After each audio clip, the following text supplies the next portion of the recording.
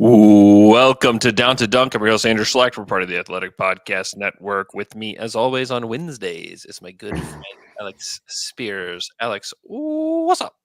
What's up, Andrew? 50 wins. Big 50. 5-0. Wow. That's pretty crazy. I mean, I thought 50 wins would be tough to get in general this season. I predicted them to win for less than that. Yeah, you said they'd win 24, if I remember correctly. They have blown my expectations so far out of the water. Totally blew it. This is it's a pretty crazy accomplishment for them. I mean, it's something that those Russ PG teams got close to but didn't ever accomplish. Something that we, definitely predicted that they would do, and they were never able to do it. And it's crazy that the second youngest team. I mean, if we were trying to predict even a year ago, or 2 years, definitely 2 years ago, how long will it be before this Thunder team wins 50 games? I don't think we would have predicted that it would have been this soon. No, and to do it in a year where the West is strong overall, I think is also really impressive. Mm-hmm. I mean, last year, Denver led the West with 53 wins. Memphis was second with 51, and then it dropped to 48. And already this season, you have two 50-win teams. Minnesota is going to get there very shortly. They're already at 49. And then who knows? One of these teams that's down there at 44 wins, I mean, they all got like 11 games left. One of those teams might get there, or two of those teams. I mean, you got Clippers at 44, Pelicans at 44. Dallas has won 9 of 10 at 43. Yep.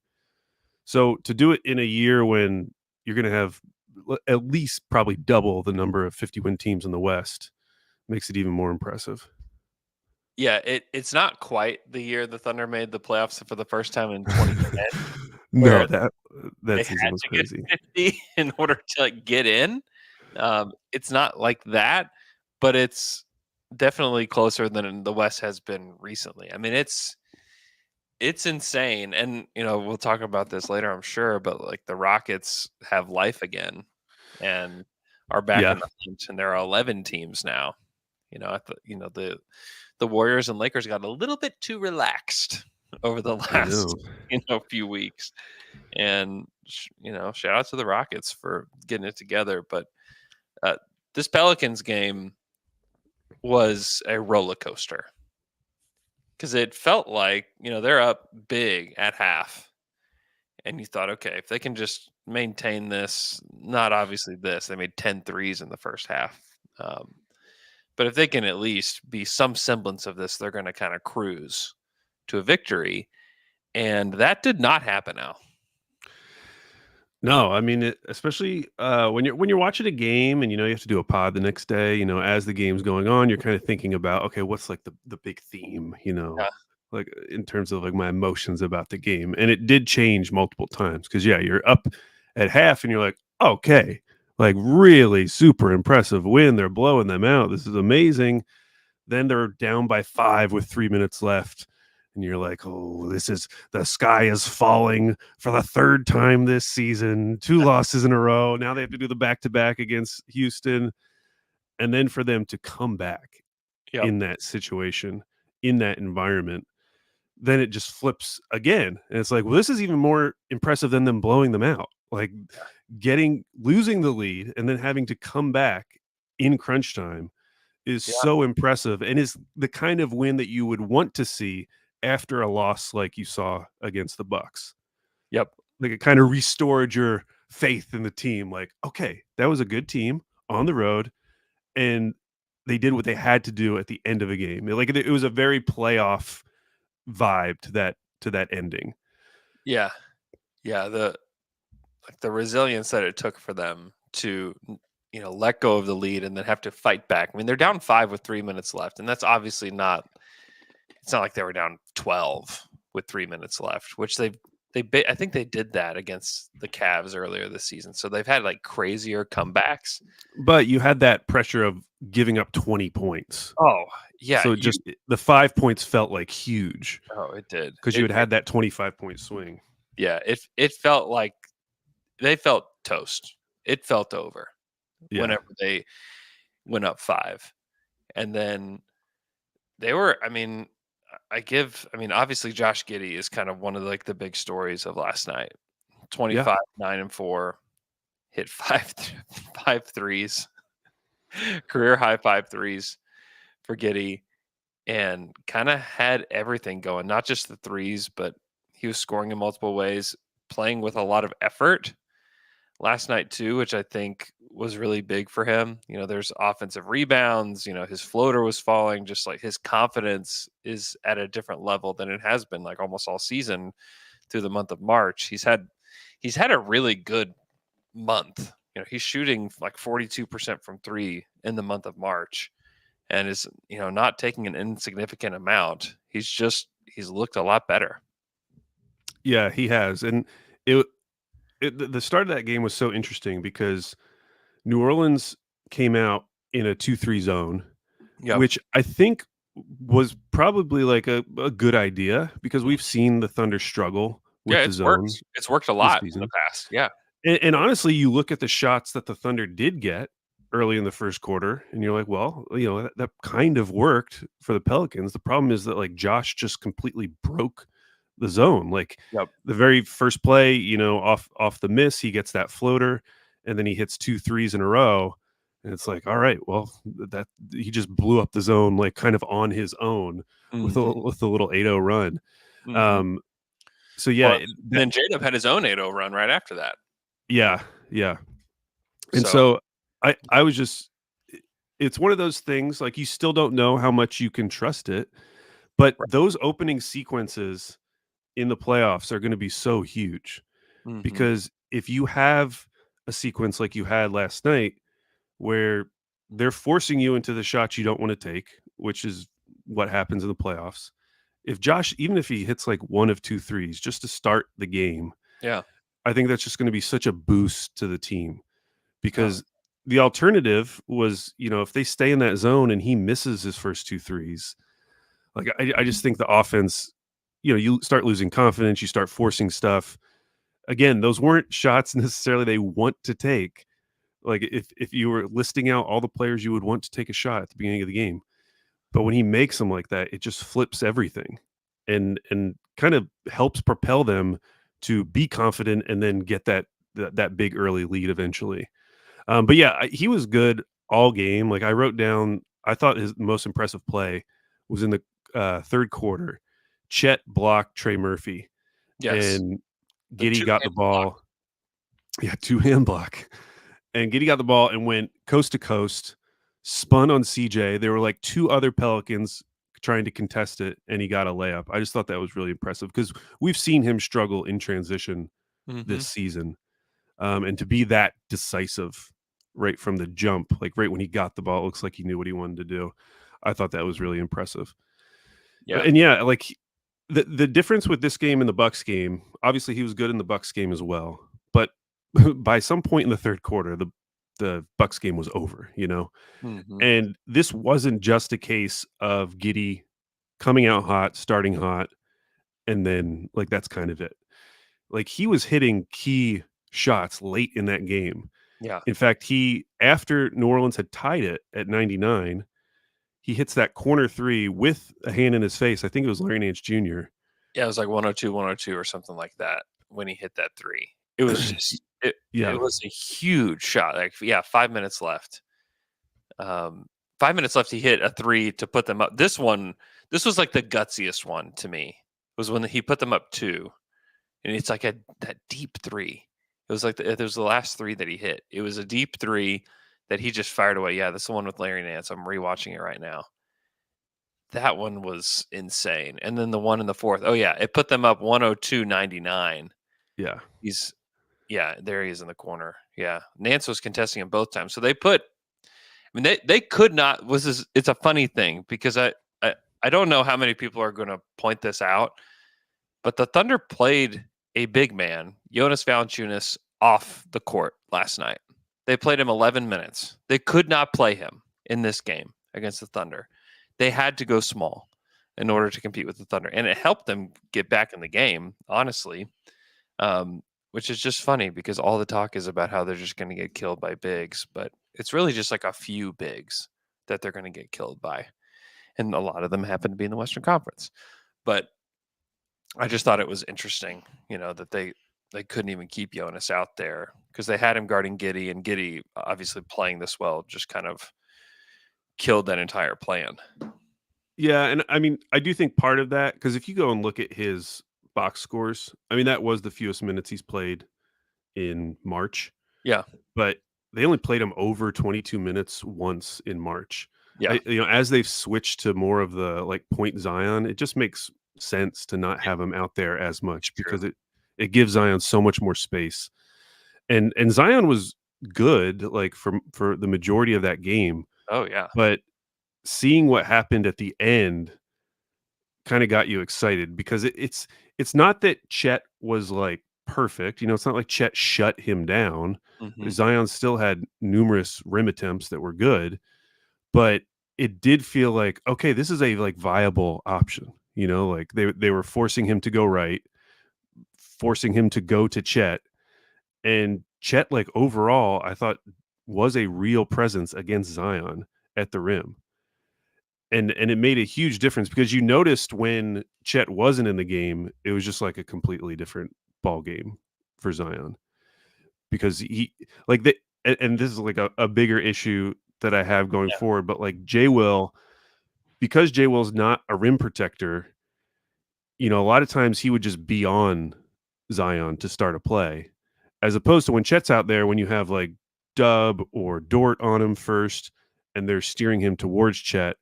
It was so much harder for them when Chet's off the court because now it's just like, well, J Will's your first line and kind of last line of defense because it's not like there's going to be a shot blocker behind him.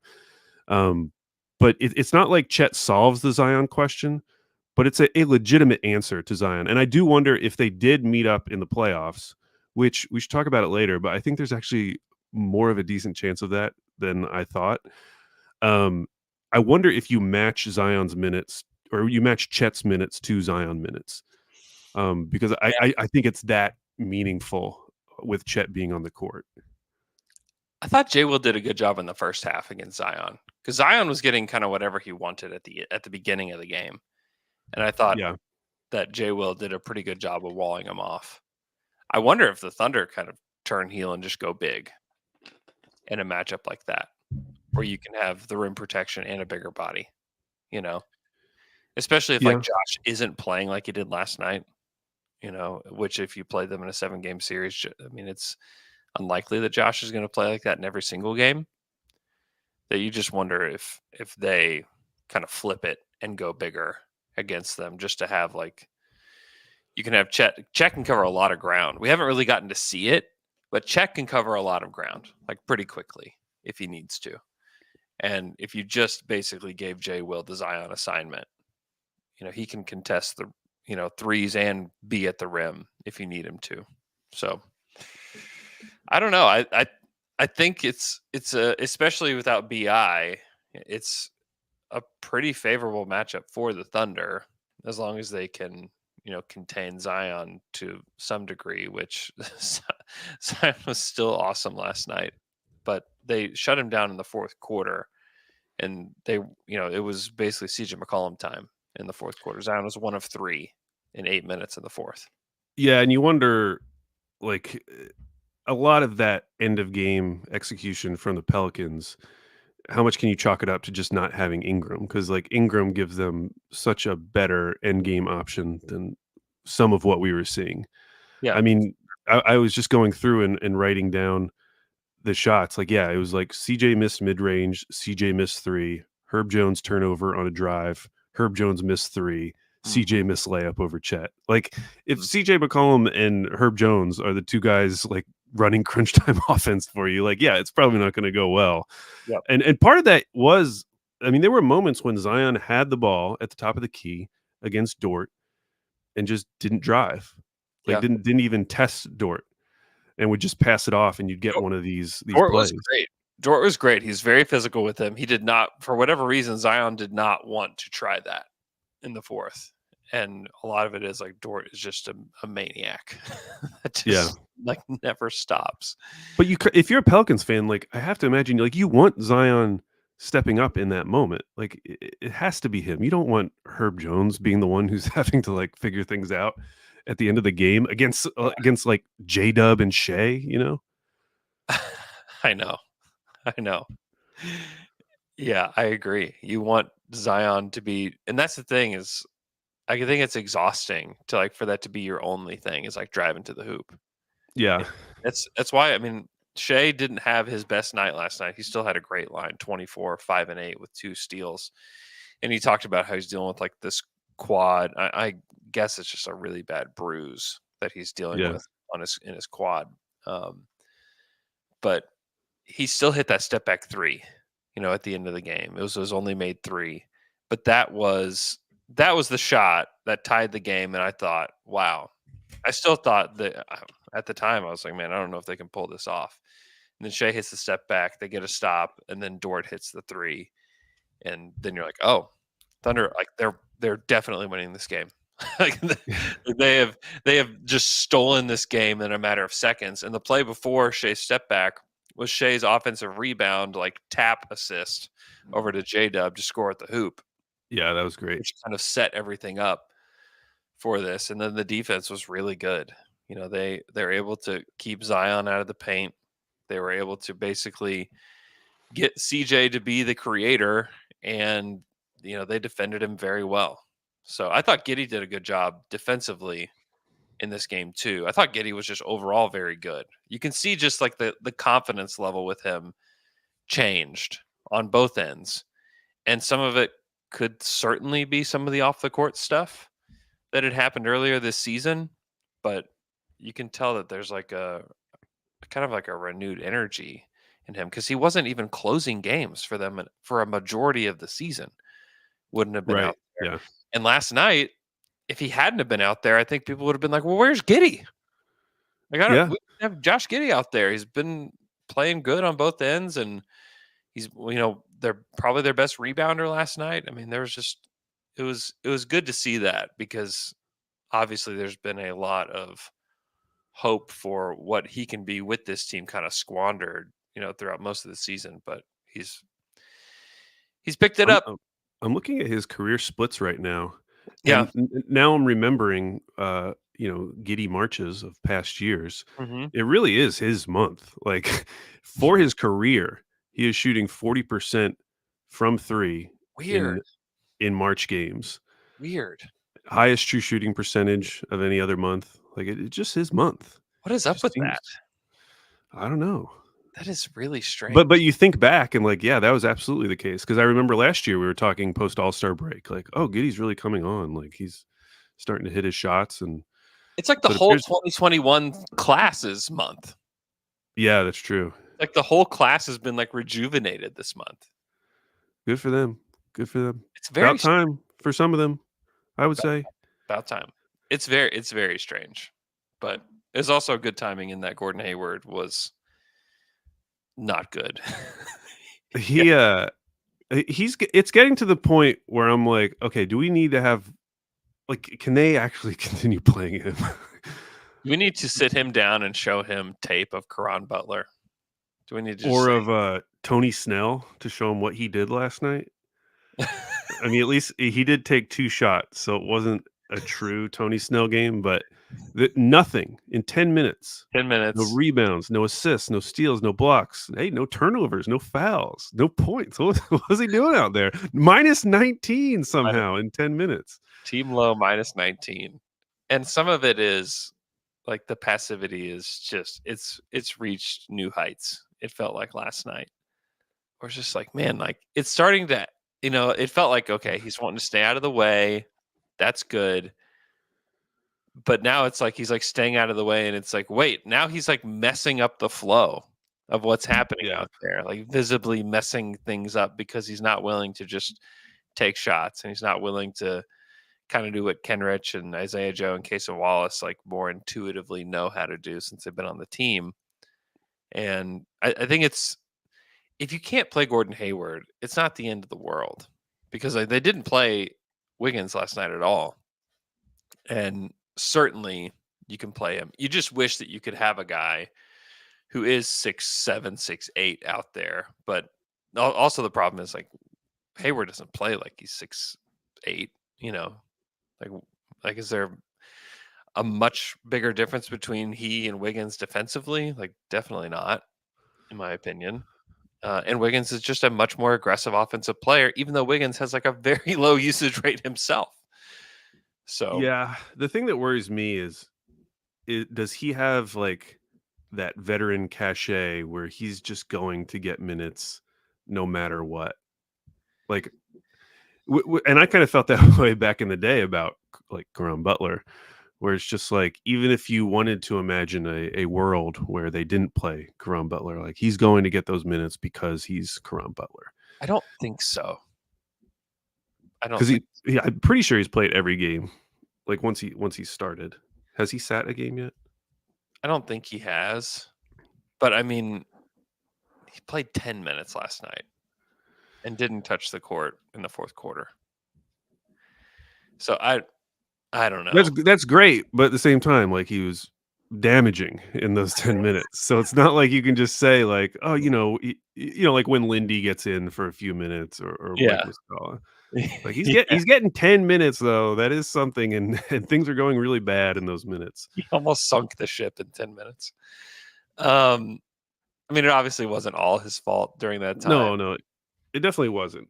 but yeah, it's something that I've been willing to be patient about and not, really even criticize him all that much, up to this point. But we're about to reach the point where what are we, 11 games away from the playoffs? We're getting pretty close there to the level of, hey, like we reached like 6 games left and he's still playing like this. I mean, you just might as well sit him, play Wiggins, which they know, like what you're going to get out of Aaron Wiggins, like what you're going to get, and so I guess that, I mean, it's fine, it's whatever to me. I think that Hayward was unlikely to really swing a whole lot for them, but in your basketball imagination world, you kind of thought that maybe he could, like there was a world where he could do that, but clearly he has not been that guy to this point. There's still obviously time, but there's not been a lot of great indicators that he's just pop up and be their fifth guy closing the game. I wrote down some stats about Shea just because it's weird because we can all like tell he's not 100%, but Yeah. at the same time, he is taking all of the same shots. Yeah. It's not like The spin he's move, not. Yeah, he's still stopping on a dime. Like he had that mid-range shot early in the game. I forget who it was over. I think it was Najee Marshall. We the stopped on night. a dime in the mid-range. Yeah, the knife hit it right over him. Like he's still hitting. He's still taking and making those same shots, and Yeah. had a really good efficiency up until like the end of that game, and then he missed a couple shots. But Yep. like, so it still looks like Shea. Like he's still doing all the Shea things, but at the same time, you can just tell it's a little different. And so I was looking. So pre All Star game, restricted area shots, he took 6.4 per game. Post All Star game, down to 5.1, which honestly wasn't a huge fall. But then if you look at just games in March, which I think is like 11 or 12 now, down to 3.9 shots in the restricted area per game. So that's a decrease of about 2.5 restricted area shots per game. I wonder what it is since the game in Utah, because that's the game that he pointed to where he had the thigh contusion. Oh, really? Oh, that was a really recent game. Yeah, it was last week. Okay. So yeah, that's only been 4 games since then. Yeah. I could look that up. But then if you look at his drives, like his drives are pretty much the same, like 23.9 per game before All-Star, 23.5 after All-Star, 22.4 in March. So they decreased slightly, but like he's still driving. It's just he's not getting all the way to the rim quite as much as he did previously. Yeah. And some of that is the defenses that they've seen, especially against the Bucks. The Bucks were very good at keeping the Thunder in general out of the paint. And some teams are just more well equipped to do that than others. You have Brook Lopez and Giannis That's pretty good. Restricted area shots for Shea, the last the last 4 games, he only has 4 per game. Okay. But Yeah. he's shooting 70% still. Once he Yeah, I mean, he's still that's the thing, like, everything is kind of the same. I know his three-point percentage is down a little bit lately, but, it's down a like lot, and this definitely matches the eye test, is that he's taking 5.5 mid-range shots per game and is only shooting 31%, okay. which that definitely matches the eye test. It doesn't feel like he's getting enough lift on those on the season. So 31% the last 4 games. He's 48% on the season in the mid-range. Yeah. So to me, it's I mean, he's taking 2 less restricted area shots than he is the rest of the season, which is significant, but it's more mid-range shots and less efficient, which is just kind of like you said, like the starting is like maybe just a little takes a little bit more effort with the bruise that he has on his thigh. So I think I mean he has time to get better before the playoffs, and he's still effective. I mean they don't win that game without him last night. He made Yeah. 2 of the biggest plays down the stretch of the game. He's still being effective down the stretch, even though I think he missed all but 1 shot down the stretch. Um, I don't know. I'm not concerned if he was sitting out a bunch of games. I think there'd be reason to be concerned. I don't know if there's a possibility that he doesn't play tonight in Oklahoma City against the Rockets. I think that it could be possible the way they talked. It said that Shea said that he was going to see how he felt when he woke up. We'll see. My guess is that he'll kind of play through this, and with hopes of getting better. They are home the rest of this week through Saturday. So maybe he can have some time to kind of recoup. And then certainly, and I've talked about this on lots of different places. I don't even remember where I've talked about it, but with the play-in tournament, you do have this like built-in rest before the playoffs, for almost a whole week. So that's also good for them. Yeah, clearly he's healthy enough to continue playing, but you watch how he has been playing these last couple games, and if that was what it looked like in the playoffs, like you can feel pretty confident that like you're not going to see this team reach its ceiling. Like to reach their ceiling, he has to be the MVP version of Shea. He has to be. Maybe Yeah. even to win a first round series, he kind of has to be just because the West is so tough, depending on who the matchup is. But Mhm. that's my only fear, because I would hate to get after all this time to get to the playoffs and you have Shea at like 80%, because at that point it's like, what are you really going to learn about this team? I mean, potentially you learn like somebody else like steps up in a major way. That would obviously be cool. But I think Yeah. when you have your MVP candidate playing at below his normal level, it just knocks off your ceiling Oh, but by a with ev- significant amount. with every single team. I mean, people forget about this last year, but Giannis was dealing with a really bad back problem in the first round of the playoffs last year, and like Yeah, missed games, and they lost in the first round to the Miami Heat. yeah, You know, it it can happen to anybody if you have a hobbled best player. I don't think I mean, if Jokic was not himself, I mean, the Nuggets would be vulnerable. Certainly if Anthony Edwards was not himself, the Timberwolves would be vulnerable. It's every single team. Booker. I mean, certainly the Suns may not even get out of the play-in if Booker's not right. So, I mean, that's the case for everybody. And this West is so tough right now. The Thunder sit at second currently, and would play the winner of Kings Suns, which almost feels like the most favorable possible matchup right now. yeah. Aside from playing the Warriors, who I think, would I mean they'd have to get to 1 to play the Warriors at this point. So, do you agree? Is there another opponent that you would rather play? um I mean, the Pelicans, Yeah. I'd be open to playing them. Hmm. A few more things, because I do want to talk about all that, but I just want a few more things from that game. Yeah. Yeah. I really like the Chet Kenrich pairing. Yeah.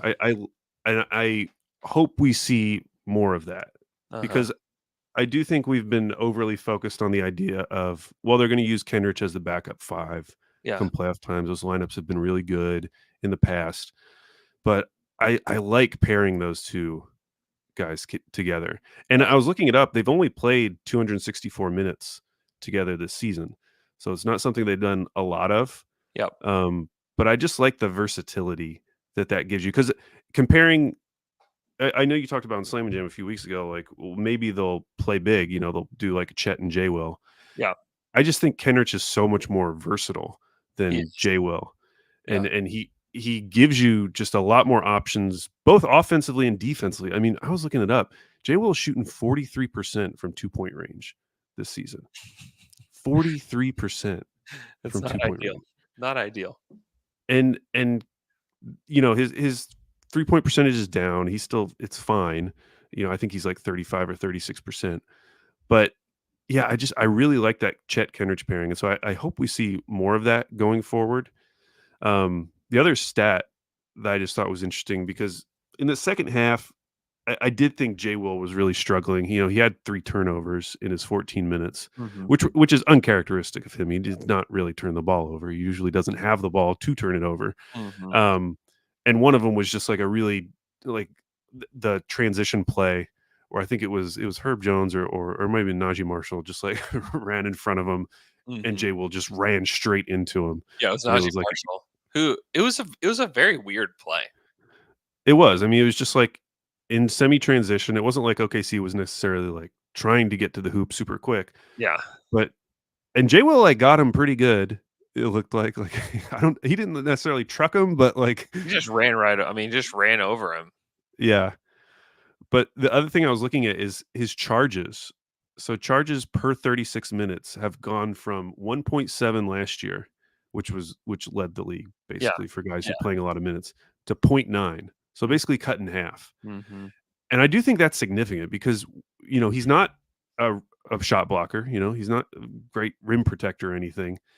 And regardless of your feelings about the charge, fact was that last year that was like a very consistent weapon for him to Mhm. create turnovers. Yeah, without a doubt it And was. Yeah. that effect like has basically been cut in half this season. And I think part of it is guys in the league just like knowing he's going to do that. There was a play against Zion where you could see that Jay Will was trying to set the charge and Zion just like knew it was coming and just kind of like danced around him and Mhm, got the layup. So I don't know if it's just the rest of the league kind of getting used to it. mhm. Maybe they're not used to it with Brandon Pajemski right now, which is why he's getting so many charges. Yeah, like, what it's funny, like, rookies are the guys that are leading the league in charges every year. Yeah, maybe you just like don't know it yet, but Yeah, then once you know a guy is going to take charges all the time. Although it was obviously very successful for Kyle Lowry his whole career, but yeah, true. um, yeah, I worry a little bit about Jay Will as a playoff rotation guy because I'm just like as you go across his stats, it's like what is he like really bringing you Yeah, when he's on the court and he's obviously only going to be playing 15 minutes max yeah, a just a night. few minutes, and very specific matchups too. Like, I don't think he Yeah, plays in every series. I think if they ended up playing Sacramento, he would probably play a lot in that series, just because the Thunder don't have a whole lot else to deal with Domas. yeah. So I could see him. That would be the one that I would think that he'd play more than any other series. Is that one specifically? Whereas, The other thing I wanted to bring up mhm. is, man, they tried a lot of lobs in that game. They tried is the key word in this I one. went through and counted. Now, maybe I missed one. I only counted one like totally successful Yeah, lob. There were two that were failed, but they led to fouls. yeah, And then yeah. I counted two more that just completely failed. So you did have four where it's like they threw the ball and nothing. It wasn't even close to being an alley oop dunk. They just they were really trying to get that going for that entire game. I don't There know if were they've gotten better at it, but I appreciate that they're trying. there was a giddy one that was just especially just like had zero chance of being Yeah. successful, where he threw it. It was a really far lob from like the left wing, out to Yeah. three, and it was just like nope, like that one just had no prayer, you know. Yeah, that was fun. Okay, so here's the deal, Andrew. Looking at the standings, because Dallas has won 9 of 10, Yeah, with their only loss being the game that Luka sat, won 5 in a row. They're now only a game back of the 5th seed and I know. only a game and a half back of the 4 seed. I know. And looking at all of these teams, like across the league, they have the easiest remaining schedule of Mhm. of those teams. Mhm. They have the 23rd ranked schedule. Now it's tough. Actually, this is very interesting because typically Houston would have been in the column that's easiest opponents. They have now been moved over Oh, to they toughest moved. opponents. They've been moved because I was going to say Dallas does have 2 games left against Houston, but they are counting that as tough games. So that's even with that they have the 23rd easiest schedule. And you look at these other teams, it is not the same. So I like both the Clippers and New Orleans have top 10 hardest schedules. So I don't think it's out of the realm of possibility because I was starting to get really worried about playing Dallas. Like Yeah. I just don't want to play Dallas. They could win that series. And in fact, thinking about like ESPN experts, like I could see that being a pretty even split or even favoring Dallas in terms of who people are picking. Yeah. I just don't want to play them. I do They not could want to play they could them. you could convince me they could win or lose any series. They have Like, like the highest floor, lowest ceiling or whatever, highest ceiling, lowest floor. That's the way to say it. That's what they are in the West. Because you could convince me that they make it to I mean, they can make it to the finals, honestly. I don't think like that's out of the question with where they are. And they could also yeah, I lose don't want to play in round that team they could lose in because you round know one. what? No one's saying that about the Pelicans. No one's saying, "Oh, the Pelicans can make the finals." No. And no one's saying the Kings or the Suns or the Lakers or Warriors could make the finals. So, so I was worried because OKC's remaining schedule is tough. They're It's only a game up on Minnesota. I think it's likely that they are going to drop to 3. I think that's a very realistic scenario that they end up dropping to 3. yeah, And in that scenario, they're playing the 6th seed, which currently is Dallas, which was worrying me. But then I look at these remaining schedules and I'm like, I think Dallas is going to get up to, if not 5, they could get up to 4 with the way that the Clippers are playing. yeah. I don't think that's crazy. And if that happens, well, now you're looking at potentially playing the Pelicans, Or which I would Clippers. be Yeah, fine with. Or maybe the Kings go on a run because the Kings are only 2 back of the Pelicans, yeah. only a game back of Dallas, and they play again. Their very next game is also against Dallas, which they got blown out by Dallas. So Mhm, maybe they get them on the second one. But mhm. yeah, I'm not saying it's a dream scenario, Andrew. I'm just looking at how things may fall. I don't think it's. I think a 3-6 matchup between OKC and New Orleans is a much more realistic scenario than I would have ever imagined like Yeah, 2 weeks ago. I thought that 4-5 was like locked in, yeah, it felt like it. but And when Dallas wins 9 of 10, and you look at their remaining schedule and it's pretty favorable, it's like okay, well, I mean they play Kings, Rockets, Warriors, Hawks, Warriors, Rockets, Hornets, Heat, Pistons, Thunder. yeah, So it's not like the easiest schedule in the world because you still have teams like the Warriors who and Rockets who are fighting for that final spot. So both of those teams are going all out, but I also think they could beat both of those teams. Like I think they could go 4-0 against those teams. yeah, Because when they're playing well, I mean, they just destroyed Sacramento yeah, last night. yeah. Absolutely destroyed them. Mhm. So that's those are like my overarching thoughts. I'm trying to avoid Dallas, and so I'm thinking of ways I can do that. Yeah, they've been good lately. I mean, it's also that post All-Star break, the Clippers have been atrocious. They're 18th in net rating, -2 net rating, and they have the 28th ranked defense since the All-Star break. I mean, they have been an embarrassment. So that's Yeah, also part of the story too. I mean, we were talking about that top 4 as kind of locked in for so long. And now, you can't even imagine a scenario where the Thunder fall to 4. It's not even possible. Like the gap there has gotten so big. I mean, 6 games Yeah, between 2 and 4. yeah. So, There's no way they're locked in the top 3 for sure. and Yeah. you know we'll see. We don't know. Now It's a lot here's where it gets interesting, of Andrew. Shea. Hmm. Thunder's final game of the season is against Dallas. Yeah. What if Dallas wins that game, Uh-huh. they move up to the 5 seed, and you don't have to play them? Dallas loses that game, the Pelicans drop to, or if Dallas loses that game, then they stay in the 6th seed, and you have to play them. What do you do any manipulation?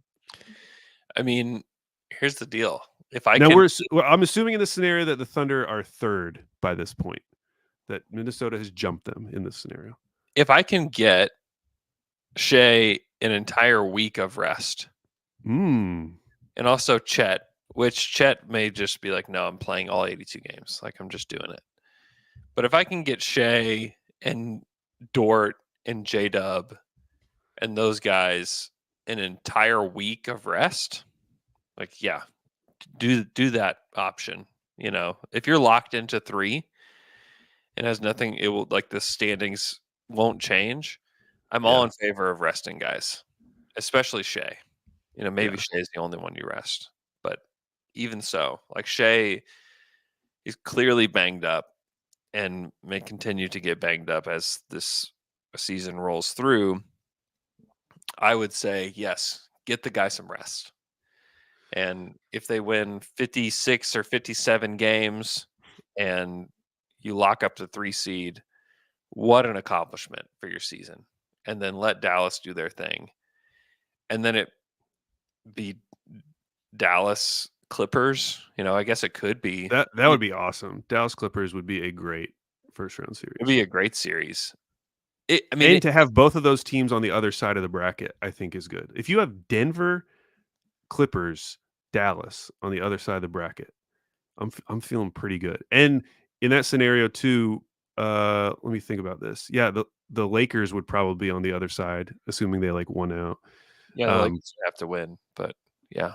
Because they'd be the 8th seed. So you'd have Denver, Clippers, Pelicans, Lakers all on the other side of the bracket. I think that is like the best scenario that you could hope for.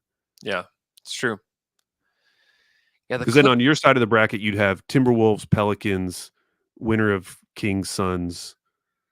Yeah, And that's where you want to be. yeah. If and we don't know where everything's going to fall. Like this could all shift in lots of different directions. So And the reason why I just think the falling to 3 seed is likely is because if you look at Minnesota's schedule, like yes, they have to play Denver twice, but they still get to play. They get to play Detroit tonight. They get another game against Toronto. They get another game against the Wizards. They have some cake games that yeah, just aren't really on the Thunder schedule anymore. Chicago, who hasn't been great. Yeah. I mean, Atlanta. the Thunder, what's their easiest game? They get a Charlotte game, and that's about it. And it's the last game of a 5-game road trip. Oh, yeah, that's true. So So who and it's a huge revenge game. I mean, Bertans, Trey Man, Micic, and Poku. Poku, who made the NBA's top 10 plays of the night. Dude, I almost picked up Poku in fantasy basketball. That is because he's starting to get minutes, and he's starting, and by starting I mean one game, starting to do things. Okay. Yeah, he had 11, 5 boards, 3 assists, 2 steals, and a block. See, one made 3. That's in really 19 nice. Minutes. It's a nice little fantasy role player right there. I couldn't bring myself to do it, but I strongly considered it. God, shout out to Poku. I'm glad that he's starting to get minutes though.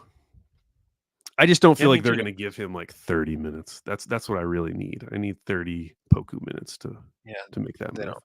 They obviously don't want to win, so they would never do that. Yeah, I agree. They would never unleash Poku to such degrees. Anything else around the league or around this team? They play the Rockets tonight. Maybe we can talk about that. The Rockets they're red hot. The red hot Rockets.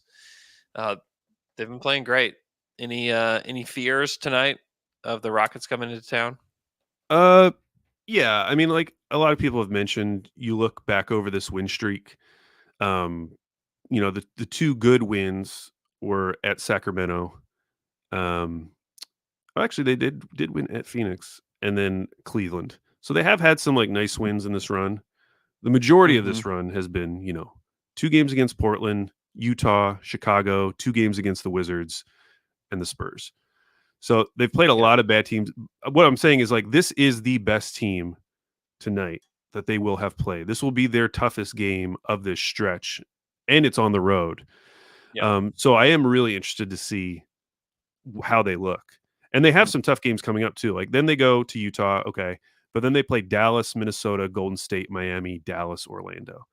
Mhm. So listen, I mean, this run for the Rockets, I think, has like completely flipped the narrative on their season, no matter what happens, because not only are they getting in range of the play-in and actually playing meaningful games at the end of the season, which is Mhm. what teams like Detroit said they wanted to be doing by the end of this season, and are Right. not. They're like sitting all their guys. Oh my gosh. So I think Just that's really impressive, but also like Jalen Green going from a guy who you were going in this summer thinking like, should we trade him? Like, I really don't want to pay his next contract. What are we going to do about this?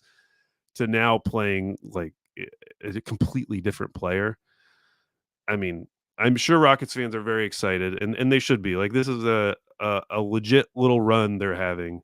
yeah. Um, Kind of reminiscent of like when that bad Suns team like finally got good the season before they got Chris Paul, when they like won 8 games in the bubble. They still didn't make the playoffs, but they like won those 8 games in the bubble, and it was like, okay, maybe this team is like finally turning the corner. Yeah. Um, I do think it's fascinating that all this is happening without Shingun. That is really interesting to me because I just because I mean they were Yeah. because the thing about this season for the Rockets is that always stuck out to me is that they've been good defensively this entire Yeah. season, Yeah. despite giving big minutes to Shingun, despite giving big minutes to Jalen Green. Even when all that was happening, they were a really good defensive team. Um, but now they're getting even better, and part of that is playing like Amen Thompson a lot more, who is really coming on. So yeah, I don't know. I mean, I don't know how Mickey Mouse this whole run is for the Rockets, but I think we are about to find out because the tests are going to get a lot more tougher. I don't really care about the pick. Like if it ends up 11 versus 14, doesn't make a difference to me. I think the Warriors missing the play-in is actually way funnier. Um, Like, I think as Thunder fans, you kinda have to give up on the idea that of the Rockets having a bad season. Like, at this point, like, if they go I think it's because what is their current record? They're 30 like, if they go 6-5 the rest of the way, they're going to be a surprise team. They're gonna get to 42 wins, which is Yeah. crazy. That's a Yeah. huge Yeah. accomplishment. If they get to 40 wins, because that's what OKC was at last year, I Yep. think that's a huge accomplishment. Yeah. I agree. So giving up on the idea of the Rockets, having a bad season, you have to adjust your perceptions, adjust your focus. And now my focus is on how funny would it be if the Warriors completely missed the plane? That would be funny. Especially with their payroll where it's at. Yes. I mean, it's absurd. I mean, it definitely like just slams the door in their face of being like of the two timeline thing, like having And, any and sort there's of just like no easy outs either. Like what do you do this summer? It's not it would be so hard to readjust on the fly and come back next season with a like legitimate playoff team. yeah. What do you? Yeah. How do you find? And Marcus Thompson wrote a piece at the Athletic. It's like how do they find their second star next to Steph, who is still very much worth the 52 million that he's owed. He absolutely is, but you also have to remind us that he is like one of our oldest stars. He is 36. Yeah. Oh, He I just know. turned 36. Like it's over. Like you would have to find a like under 25 like all-star level player. Yeah. And how are you getting that? Um, you should have drafted it with the many opportunities that you had. Yeah, that's true. They had the chance to do it, and they blew it. Kaminga's been better. I mean the Franz Wagner Kaminga thing. I think you'd still rather have Franz Wagner, but he's Kaminga's kind of closed the gap there. But I don't know that either one of those guys is necessarily like making or breaking this era. at this No, point. probably not. I mean, healthy It was really LaMelo. Halliburton. It was really just Halliburton. Like if they would have drafted Halliburton, like they've said, like Steve Kerr has said, like that was his guy. If they'd have just drafted Halliburton, it would have changed a lot of things. Yeah. Yeah. But they But didn't. it's also they're gonna play each other, which is very exciting. April 4th Yeah. in Houston. Yeah. That's a big one. Warriors Rockets. I still Can the Rockets make up for that game years ago, 2019, when KD went down? Everyone counted out the Warriors. Probably my favorite Warriors game because I was it was peak Rockets hate. yeah. Yes, I hated the Warriors, but they were down KD, so it's like, I don't have to root for KD anymore. And then they go to Houston and just like completely show them up. Yeah. Just like I mean that was a very cool like franchise win. I think that like was one of their best wins to get to the finals. So Mhm. can they make up for that? Can they redeem themselves some way of those teams knocking Golden State out of the play? And that would be awesome. It's gonna be must see TV that night. That's not on national television, is it? I mean it can't. I think they switched it because I saw yesterday that they pulled some game from that night. So I'm assuming they're replacing it with that game. I mean they should. Yeah. I mean it's it should be like one of the more competitive regular season games that we've seen in a long time. Yeah. But yeah, the Rockets' schedule's tough down the stretch, and then I mean the Warriors should be able to take care of business, but we've been saying They that. should, but it's going to get dicey over this next week just because the Warriors are they're going to play a couple tough teams, like they play the Magic and the Mavericks before they play Houston. Yeah, And depending if Houston can beat OKC and then they beat Utah, in a couple days we could talk about them being tied. yeah, yeah. It'd be The winning awesome if they were Heat tied was going into that game. the Heat game was a big one for the Warriors to get. That was a And then the other thing I'm looking at, last thing, is Lakers Suns. yeah. Now, Lakers are still 2 games back, but the Suns just lost that game to the Spurs, and It was, dude. I'm like done with the Suns now after that yeah. loss. That was such a bad loss. And the Lakers won 4 in a row. We'll see. I need it to get to 1 before I'm really excited. But what makes it interesting is the Suns' closing schedule. I was just about to read this to you. Yeah, go ahead. Nuggets, Thunder, Pelicans, Cavs, Wolves, Pelicans, Clippers, Kings, Wolves. That is crazy. I've heard it's like one of the hardest schedules in years. Like hardest like closing season schedules in years. And that's why I'm like a little bit more willing to kind of buy into the Lakers. Like, well, at least let's see what they can do, because that schedule, I mean, if you went 500 in that, like if that was in the middle of the season, Yeah, that would even as a team like Phoenix, like if that was OKC's schedule in the middle of the season, if they went 5-5 or whatever it was, 500, I would feel pretty good. yeah. Like, okay. And meanwhile, the Lakers have games against Memphis, Brooklyn, Toronto, the Wizards, Memphis. Yeah. So that could get juicy. I think it probably will.